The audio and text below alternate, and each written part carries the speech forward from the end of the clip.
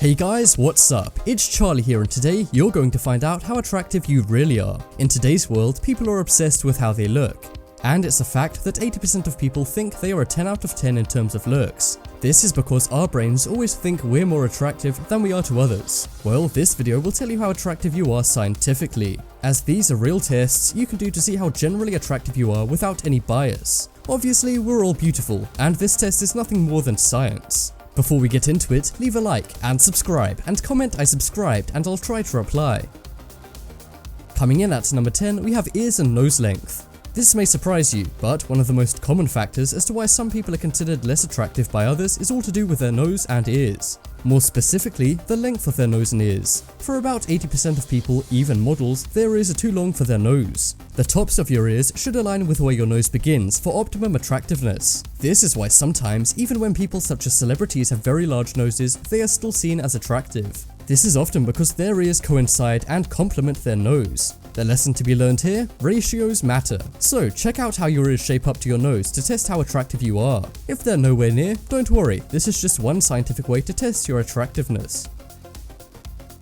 Next up, we have interocular distance to eyes. This is a way to measure how attractive you are using your facial structure, with the main body part being your eyes. Your interocular distance is the gap between your two eyes. The way to measure this is to first measure the width of your eyes. Once you've done that, record it. Then measure the distance between your two eyes, with the first measurement starting at this point of your first eye and the second starting at this point of your second eye. The closer this distance is to the distance of each of your eyes, the more attractive you are. This is because it adds to your face's alignment if you were to divide your face into 4 quarters. The position will also emphasize certain attractive features about your face, such as your facial bones and eyebrows. Next up, we have Symmetry. This is the most general attractiveness test on this list, but still a very useful one. And this test doesn't just cover your face, but your body too. To test this out, take 2 photographs of your face, then crop one of the photos in half, and use a mirror effect to repeat the image. This will create a mirrored image of half of your face. Now put your images together and compare how symmetrical your face is. The more normal it looks, the more symmetrical your face is. This is scientifically proven to be very attractive. That is because it's a sign of health and good genetics, meaning that mates will naturally want to breed with you in the hopes that their babies will have good genes.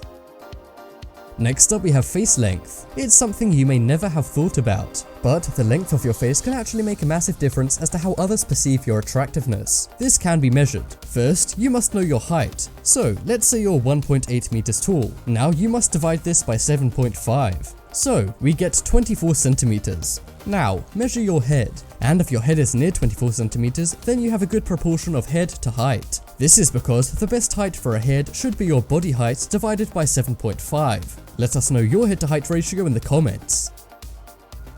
Next up is nose type. We all know an attractive nose when we see one, and for some celebs, their nose is the most famous feature for good or bad reasons. Well, there are actually 10 different types of noses. We have a whole video letting you know which type you are, but for right now, we're just going to focus on the most attractive nose. The best nose, according to plastic surgeons, is the Duchess nose. This is due to the massive number of people who ask them for Duchess noses. The nose is great as it suits both men and women, and is often nicknamed the Golden Nose. The nose is named after Prince William's wife, Kate Middleton, as she is undoubtedly the most famous person with this nose.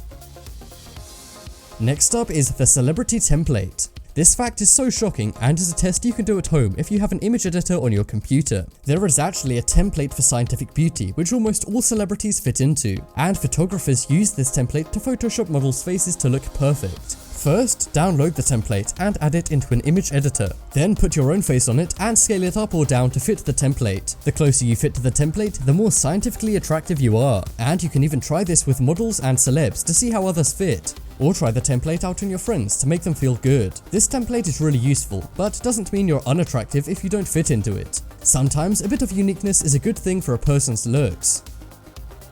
Next up is nose width. The width of your nose in terms of your face can play a huge part in how you look, and many experts argue that the nose is the most prominent part of the face. The width of your nose should ideally be 1/5 of your face. What do we mean by this? Well, if you were to divide your face into 5 parts, it would look like this. Ideally, your nose should perfectly fit into the central third part. This is the ideal width and also suggests your face is symmetrical. The nose needs to be not too big, but at the same time not too small according to experts. Test this out yourself and see how your nose sizes up on the attractiveness scale. If you fit into the center, show off that nose more.